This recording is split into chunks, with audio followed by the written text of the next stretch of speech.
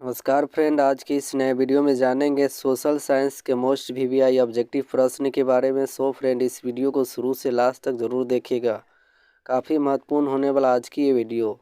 चलिए बिना देरी किए शुरू करते आज की वीडियो। पहला प्रश्न है, जर्मन राइन राज्य का निर्माण किसने किया था? तो इसका राइट आंसर हो जाएगा B number, Napoleon Bonaparte. German Rhine राज्य का निर्माण किसने किया? तो नेपोलियन बोनापार्ट ने किया था। अच्छे से इनको याद रखना है। अगला प्रश्न है, यूरोप का मरीज किसे कहा जाता है? तो इसका राइट आंसर हो जाएगा सी, तुर्की को। यूरोप का मरीज किसे कहा जाता है? तो तुर्की को कहा जाता है। अगला प्रश्न है, रूस में जार का अर्थ क्या होता है? तो रूस में जार का अर्थ होता है रूस का सम्राट। इसका राइट आंसर हो जाएगा ए नंबर। अच्छे से इनको याद रखना, ये डायरेक्ट आपको एग्जाम में पूछा जाएगा। अगला प्रश्न, दास कैपिटल के लेखक कौन थे? दास कैपिटल के लेखक कौन है? तो इसका राइट आंसर हो जाएगा कार्ल मार्क्स। सी नंबर इसका राइट आंसर हो जाएगा। अगला प्रश्न, हिंद चीन पहुंचने वाले प्रथम व्यापारी कौन थे? तो इसका राइट आंसर हो जाएगा सी, पुर्तगाली। हिंद चीन पहुंचने वाले प्रथम व्यापारी कौन थे? तो पुर्तगाली थे। अगला प्रश्न है, साइमन कमीशन के अध्यक्ष कौन थे? तो साइमन कमीशन के अध्यक्ष सर जॉन साइमन थे। इसका राइट आंसर हो जाएगा B number, sir John Simon. अगला प्रश्न है, भारत में न्यूनतम मजदूरी कानून किस वर्ष पारित हुआ? मोस्ट वीवीआई प्रश्न है, इसको अच्छे से याद रखना। तो इसका राइट आंसर हो जाएगा डी नंबर, 1948 ईस्वी में। अगला मोस्ट वीवीआई प्रश्न है, सिख गुरु गोविंद सिंह जी का जन्म किस नगर में हुआ था? यानी गुरु गोविंद सिंह का जन्म कहाँ हुआ था? तो इसका राइट आंसर हो जाएगा ए नंबर, पटना में हुआ था। अगला प्रश्न है, विश्वव्यापी आर्थिक महामंदी किस वर्ष प्रारंभ हुआ यानी आरंभ हुआ? तो इसका राइट आंसर हो जाएगा सी नंबर, 1929 ईस्वी में। विश्वव्यापी आर्थिक महामंदी किस वर्ष आरंभ हुई? तो इसका राइट आंसर हो जाएगा सी नंबर, 1929 ईस्वी में। अगला प्रश्न है, गदर का प्रकाशन किसने किया? तो गदर का प्रकाशन लाला हरदयाल ने किया था। इसका सी नंबर। गदर का प्रकाशन किसने किया? तो लाला हरदयाल। अगला प्रश्न है, सौर ऊर्जा निम्नलिखित में से कौन सा संसाधन है? तो इसका राइट आंसर हो जाएगा बी नंबर, पुनः पूर्ति योग्य। पुनः पूर्ति योग्य हो जाएगा इसका राइट आंसर। अगला प्रश्न है, मरुस्थलीय मृदा किस राज्य में पाई जाती है? तो इसका राइट आंसर हो जाएगा बी नंबर, राजस्थान। मरुस्थलीय मृदा किस राज्य में पाई जाती है? तो इसका राइट आंसर हो जाएगा बी नंबर, राजस्थान में। अगला प्रश्न है, बृहद क्षेत्र में जल की उपस्थिति के कारण ही पृथ्वी को कहते हैं। तो इसका राइट आंसर हो जाएगा बी नंबर, नीला ग्रह कहते हैं। ये प्रश्न आपको एग्जाम के दृष्टि से मोस्ट वीवीआई है, इसको अच्छे से याद रखना है। बृहद क्षेत्र में जल की उपस्थिति के कारण ही पृथ्वी को क्या कहते हैं? तो नीला ग्रह कहते हैं। अच्छे से इनको याद रखना है। अगला प्रश्न है, रणथंभौर टाइगर रिजर्व किस प्रदेश में है? तो इसका राइट आंसर हो जाएगा ए, राजस्थान। अगला प्रश्न है, कौन लौह अयस्क का एक प्रकार है? कौन लौह अयस्क का एक प्रकार है? तो इसका राइट आंसर हो जाएगा बी नंबर, हेमेटाइट। हेमाटाइट क्या हो जाएगा? लौह अयस्क का क्या है? एक प्रकार है।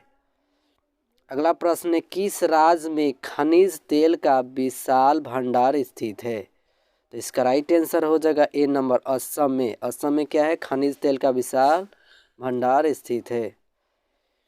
इसको अच्छे से याद कर लेना है आपको। अगला प्रश्न है, बिहार के किस जिले में नहर सिंचाई का मुख्य साधन है? तो इसका राइट आंसर हो जाएगा ए नंबर, रोहतास।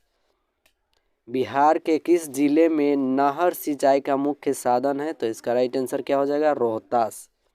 इसमें जितने भी प्रश्न बताया जा रहा है डायरेक्ट आपको एग्जाम में पूछा जाएगा, तो इस वीडियो को एकदम शुरू से लास्ट तक देखिएगा। अगला प्रश्न है, परिवहन का सबसे सस्ता साधन कौन है? तो परिवहन का सबसे सस्ता साधन क्या है? जलमार्ग है। इसका राइट आंसर हो जाएगा ए नंबर। परिवहन का सबसे सस्ता साधन क्या है? जलमार्ग। अगला प्रश्न, बिहार में नहरों द्वारा सर्वाधिक सिंचाई किस जिले में होती है? बिहार में किसके द्वारा? तो नहरों द्वारा सर्वाधिक सिंचाई किस जिले में होती है? तो इसका राइट आंसर हो जाएगा ये रोहतास। रोहतास जिले में सर्वाधिक सिंचाई होती है किससे? तो नहरों द्वारा। अगला प्रश्न, स्तर रंजन विधि के अंतर्गत मानचित्रों में नीले रंग से किस भाग को दिखाया जाता है? तो इसका राइट आंसर हो जाएगा डी नंबर, जल को दिखाया जाता है। अगला प्रश्न, भारत में पंचायती राज संस्थाओं में महिलाओं के लिए कितनी सीटें आरक्षित है? भारत में पंचायती राज संस्थाओं में महिलाओं के लिए कितनी सीटें आरक्षित है? तो इसका राइट आंसर हो जाएगा सी नंबर, 33%। अगला प्रश्न है, समवर्ती सूची में रखा जाता है। समवर्ती सूची में किसे रखा जाता है? तो केंद्र एवं राज्य दोनों को रखा जाता है। अच्छे से इनको याद रखना है। अगला प्रश्न है, कौन केंद्र शासित प्रदेश है? इसका राइट आंसर हो जाएगा सी नंबर, चंडीगढ़। अगला प्रश्न है, राजनीतिक दलों का गठन सर्वप्रथम किस देश में हुआ? राजनीतिक दलों का गठन सर्वप्रथम किस देश में हुआ? तो इसका राइट आंसर हो जाएगा ये ब्रिटेन में।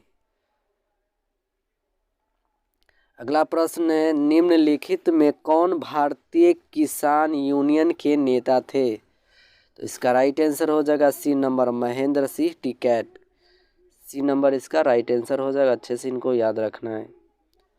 अगला प्रश्न, क्षेत्रवाद की भावना का एक कुपरिणाम है।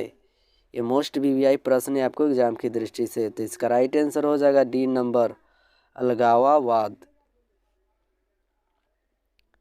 अगला प्रश्न है, 15वीं लोकसभा चुनाव से पूर्व लोकतंत्र में महिलाओं की भागीदारी थी। तो इसका राइट आंसर हो जाएगा सी नंबर, 33%।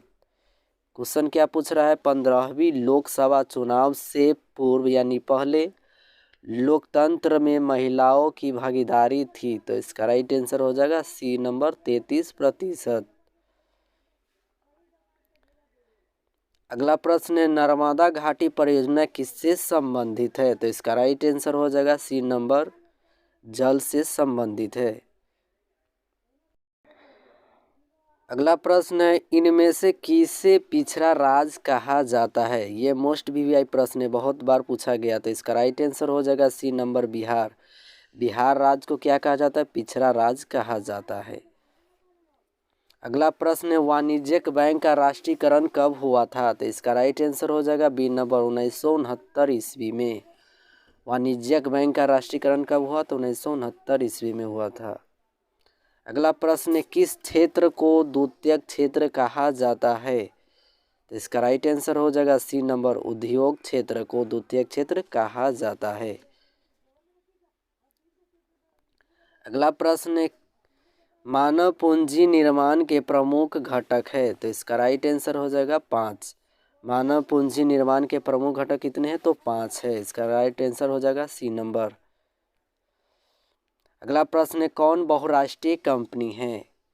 कौन बहुराष्ट्रीय कंपनी है? तो इसका राइट आंसर हो जाएगा डी नंबर, इनमें से सभी।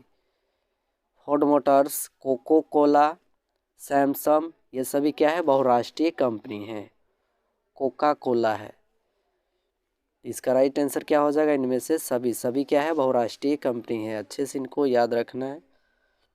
अगला प्रश्न है, भारत में उपभोक्ता संरक्षण अधिनियम की घोषणा कब हुई?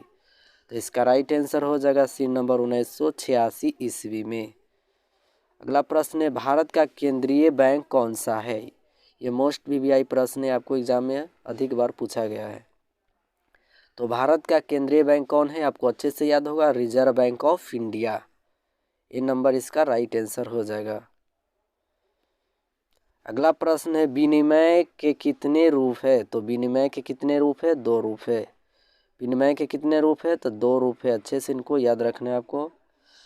अगला प्रश्न है, निम्नलिखित में कौन प्राकृतिक आपदा है? आपसे क्या पूछा जा रहा है कि प्राकृतिक आपदा कौन है? इसका राइट आंसर हो जाएगा सी नंबर, भूकंप। प्राकृतिक आपदा होता क्या है? जो भगवान यानी प्रकृति के द्वारा घटित होता है उसे क्या कहते हैं? प्राकृतिक आपदा। आग लगना, बम विस्फोट, रासायनिक दुर्घटना, ये क्या है? मानव जनित आपदा है। अच्छे से इनको याद रखना है आपको।